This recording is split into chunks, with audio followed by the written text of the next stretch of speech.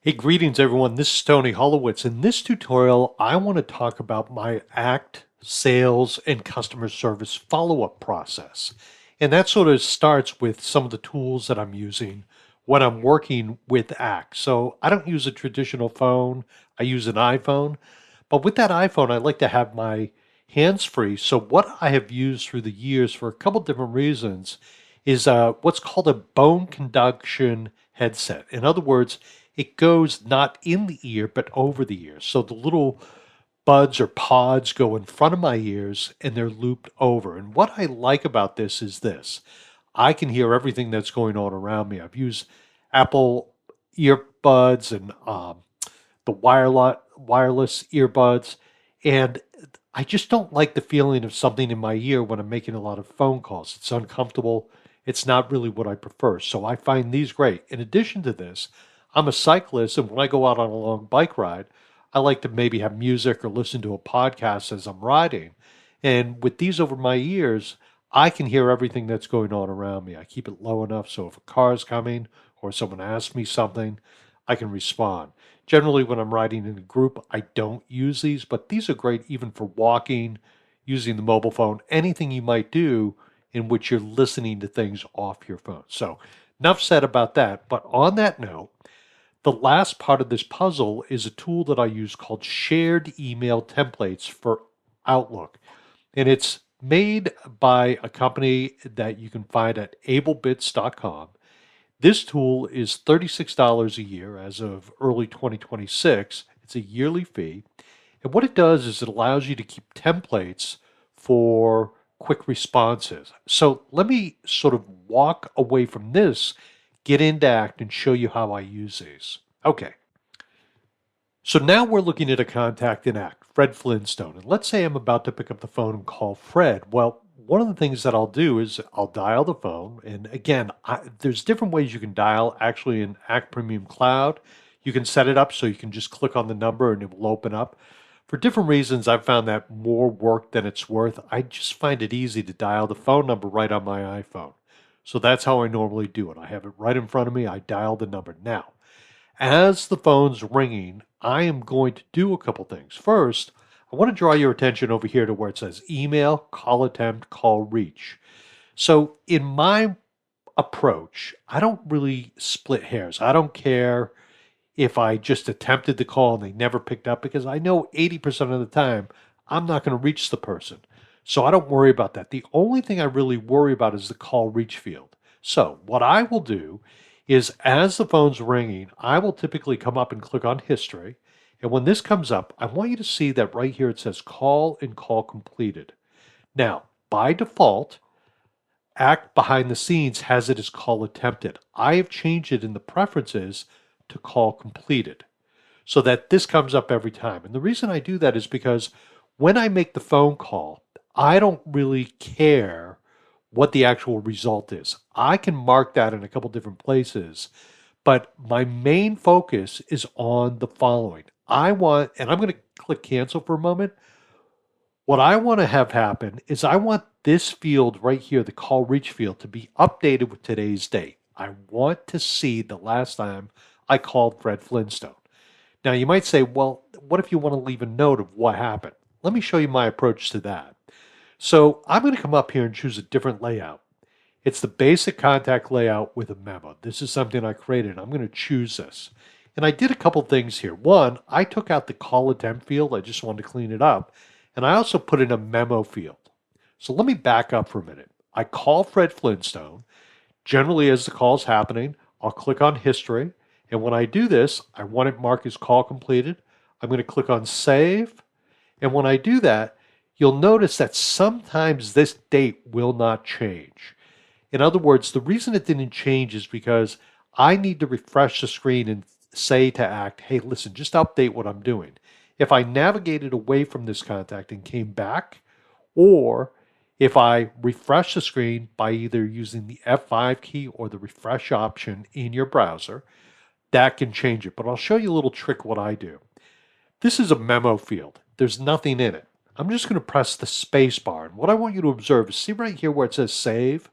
When I press the space bar, that became available. I'm going to hit save, and when I do that, the call reach field is going to get updated with today's date. It's just a little hack if I want to make sure that the date is accurate. And it is February 4th, 2026. So I just did a quick little hack just to make sure. Now, I made the phone call. At the end of the phone call, 80% of the time I'm going to leave a message, 20% of the time I might reach the person, but regardless of the outcome of the phone call, I'm going to send Fred an email. I'm going to come up and click on email. What will happen is it will open up Microsoft Outlook. Over here on the right-hand side is shared email templates. These are templates that I can write and save. So here is a request for a customer review. I'm going to click on this little box right here.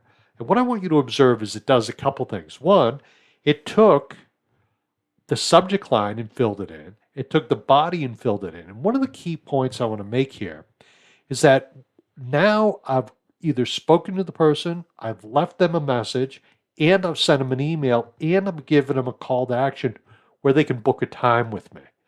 So what I'm trying to do is make sure that when I make a phone call to a contact, whether it be a customer or a prospect, I give them full and complete ability on their own terms to set a time with me. So I think it's really key that you have a call to action. Now, I use a tool called Calendly.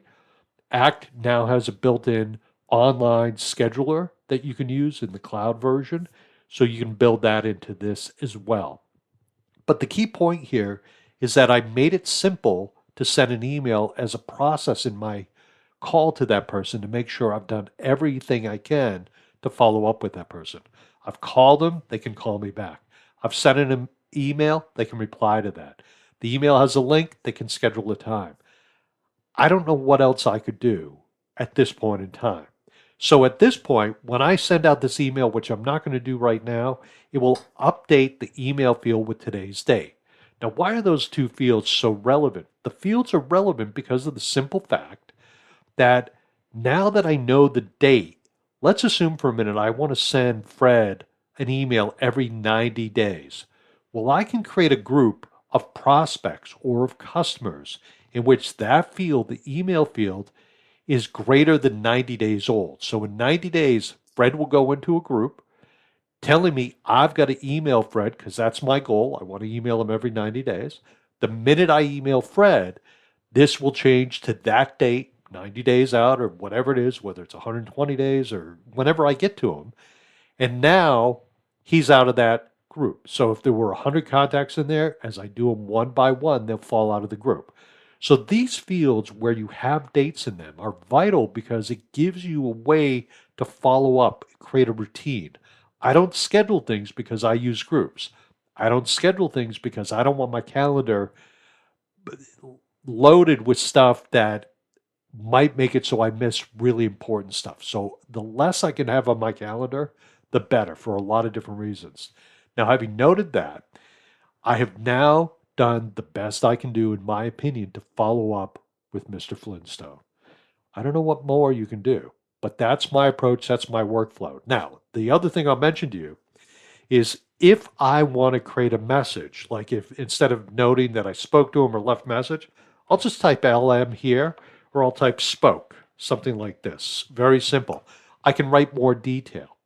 The great thing about this is I have this designed so as I change this, it will automatically create a record of the change in the history area.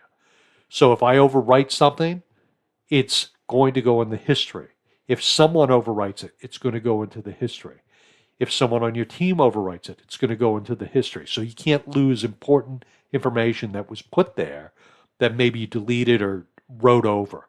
In addition to that, the thing I like about this memo field so much is that it's right there. No one has to go looking for it.